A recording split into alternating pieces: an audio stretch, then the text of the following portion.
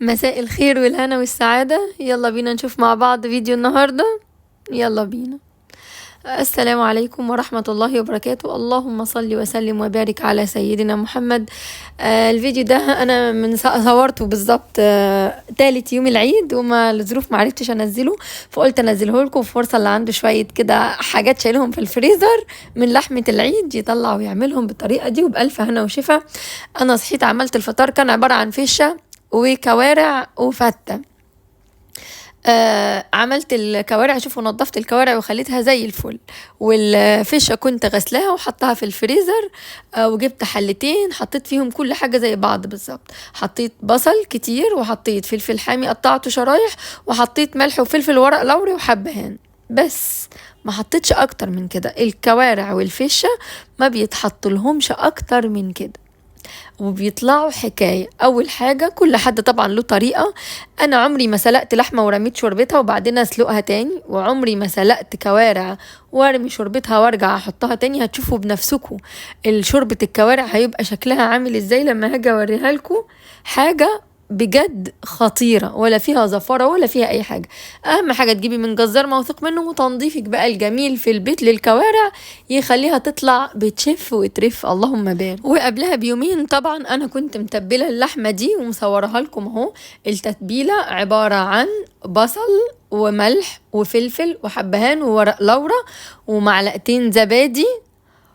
واللي أنا هعملها في الكيس الحراري، هعملها روستو في الكيس الحراري، هو ده بس اللي انا حطيته عليها. اللي انا هشويها عملت عليها نفس الحاجات دي، نقولهم تاني: بصل كتير وملح وفلفل اسود وحبهان وورق لوري وبس، يعني ورق اللورة وبس.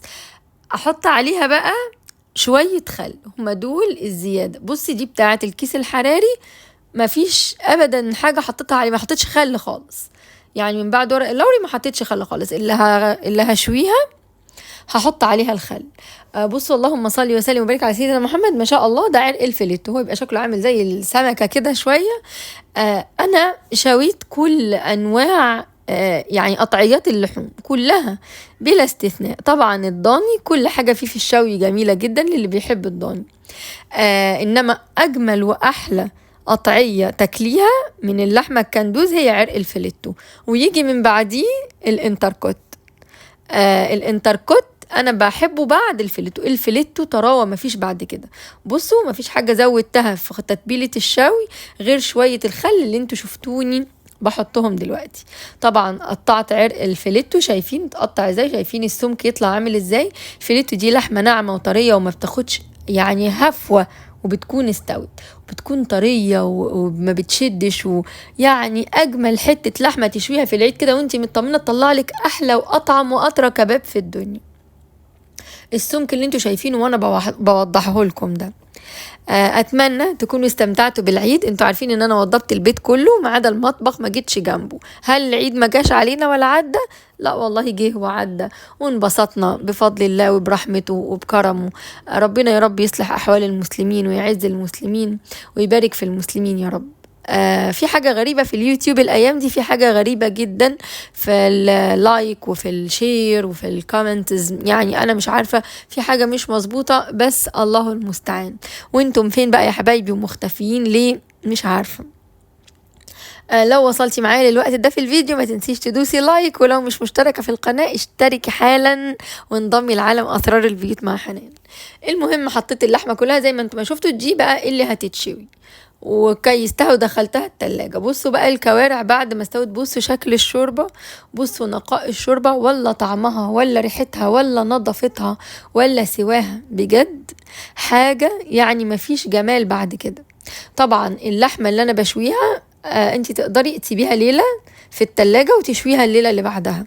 انا كنت سايباها عشان قلت ما تلخمش في تتبيل وكده، ورايا حاجات تانية اعملها، فكان بقالها يومين موجودة في التلاجة. هاخدها بقى دلوقتي. بس قلت بقى قبل ما اطلع اشوي اعمل الرز المعمر. انا قلت بقى الفطار كان فتة، خلي الغدا رز معمر ناكله بالهنا والشفا مع الكباب والكفتة اللي هيتشوي، وصينية رقاق او صينيتين رقاق. وطبعا اللي بيفيض بينفع لبعد كده. ربنا يا رب يرزق المسلمين والمسلمات ويوسع عليهم يا رب، ويرزقهم من حيث لا يحتسبوا. خلصت الرز وحطيته في الفرن، خرجت بقى في البلكونة. انا كنت قاعدة والعيال قاعدين جنبي، بيني وبينكم بنتكلم ونضحك ونهزر، وكان في لعبة فوازير كده على الموبايل بنلعبها، وكانوا طبعا مشغلاهم ومجنداهم ايه يصبعوا على السياخ ويدوني، وشوية قعدوا هم على الشواية. المهم بشاركهم معايا يوم الشاوي، بيبقى يوم فرح ويوم جميل ويوم لذيذ. اليوم ده كان بالظبط تالت يوم العيد. عايزة اقول لكم الكفتة والله اجمل من كفتة يعني زيها بالملي، زي ما كانتش احسن. جميلة طبعا، النظافة ده يعني انا واثقة فيها، وانا اللي عاملاها، والتوابل بتاعتي ما فيهاش يعني، واللحمة بلدي طبعا اللهم بارك. فما فيش اي ابدا وجه مقارنة. اهم حاجة لما تيجي تشوي الفحم ما يولعش نار. لما تلاقي الفحم مولع نار، فرقي الفحمات اللي مولعة نار بعيدة عن بعض، هتلاقي النار هديت. وتعملي طبقة صغيرة من الفحم، مش فحم كتير عشان ما يشتعلش معاكي نار بسرعة. طبعا انا ما بحبش ارش اي حاجه على الفحم تساعد من الاشتعال بتاعه، بياخد معايا وقت شويه على ما يشتغل كده زي ما انتوا شايفينه. بس انا بجيب 8 فحمات، يعني بحط مثلا البوتاجاز فيه 4 عيون، على كل عين بحط فحمتين، يبقوا 8. اخدهم احطهم في وسط الفحم اللي انا بقى فرشه بيه الشوايه.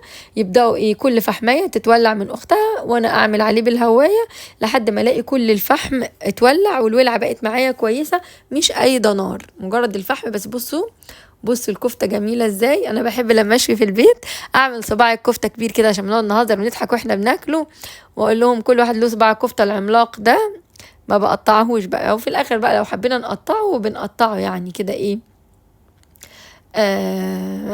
بايدينا واحنا بناكل بس يعني. انا بحب شكله بيبقى طويل كده، بيدل على الانجاز ان احنا انجزنا. اللهم صل وسلم وبارك على سيدنا محمد. عذرا بقى انا ما كنتش لابسه جلافز ولا حاجه في ايدي. دي الطريقه، انا وريتك طريقه لسيخ واحد بس. بتعملي اللحمه بتبقى كلها سوا واحد مستويه من السيخ، ما تبقاش حته لحمه كبيره وحته صغيره من السيخ عشان ما فيش حاجه تقع. والسر في الكفته انها ما تفكش منك، انك تبليها بميه البصل، ولما تحطيها على الشوايه اول ما تحطي اللحمه وتتشمع تقلبي على طول السيخ من الناحيه التانية، تشمعي من كل الجهات، عشان لو حته دقت النار زياده عن حته في الكفته، الحته اللي دقت النار زياده هتلاقيها فصلت من السيخ ووقعت منك.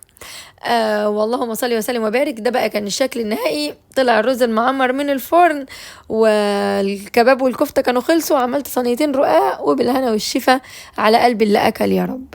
عايزه اقول لكم اعتمدوا طريقتي دي اللي انا بقول لكم عليها في الشاوي، هتاكلوا استحاله اللحمه تشد منكم. طريقه انا للاسف ما لحقتش اوريكم، بس ان شاء الله باذن الله نشوي تاني مره كمان في الايام اللي جايه دي، واوريكم اللحمه قد ايه طريه وقد ايه بتتقطع هوا، يعني بتدوب في البق دوب. اللهم صل وسلم وبارك على سيدنا محمد. ارجع واقول لكم بقى ان انا في حاجات كتيره ما عملتهاش في العيد ده، من ضمنها المطبخ ما جيتش جنبه، وهو قاعد مستنيني، مش هعمله الا معاكم ان شاء الله. حاجه حصلت، الدنيا تهدت، المفتشين جم يفتشوا في البيت. بالراحه على نفسك شويه، هوني على نفسك شويه. انت مش مذنبة لما تقعدي يوم ما تعمليش في حاجة، انت مش مذنبة لما تفكري كل يوم تخلقي وقت لنفسك تبقي قاعدة سعيدة فيه ومبسوطة، تمارسي هواية بتحبيها. ان شاء الله تقري رواية، تحبي الكرتون تفرجي على كرتون، تحبي اي حاجة حلال ما فيهاش حرام، هرفهي بيها عن نفسك. اسعادك لنفسك هو جزء اساسي واهم جزء من مقدرتك لانك تسعدي الباقيين اللي قاعدين معاكي في البيت. وبعد كده بقى عايزة اقول لكم عملت صينية رقاق حلو. اول ما بيجي العيد وبجيب الرقاق ببقى خلاص مشتاقه لصينيه الرقاق الحلوه. انا عملتها معاكم يجي من 3 سنين فاتوا. بنجيب اللبن ونحط عليه سكر ونحط فانيليا. صينيه الرقاق انا بعمل 8 ورقات رقاق 4، وبحط شويه قشطه. القشطه اختياري، مش عايزه تحطي قشطه ما تحطيش. اللبن بيبقى مسكر بيغلي خالص، اسقي بيه الرقاق وابله 4، وبعدين القشطه، وبعدين 4 تانيين، واحط السمنه البلدي في الصينيه، واسخن السمنه البلدي كويس قوي في الصينيه، وانزل بالرقاق زي ما شفتوني كده على عين البوتاجاز، ولا فرن ولا حاجه. 10 دقايق تلفي صينيه. بصوا الجمال، بصوا الشكل، شمين الريحه. نفسي طبعا اعمل ايه ادي كل واحده فيكم قطمه بقى. فين اللايك؟ يعني انا عملت كل ده ومنتجت وصورت وتعبت وما فيش لايك. فين اللايك وفين التعليقات الحلوه اللي زيكم وزي قلوبكم؟ فين؟ لو وصلتي لحد الجزء ده معايا في الفيديو ما تنسيش اللايك.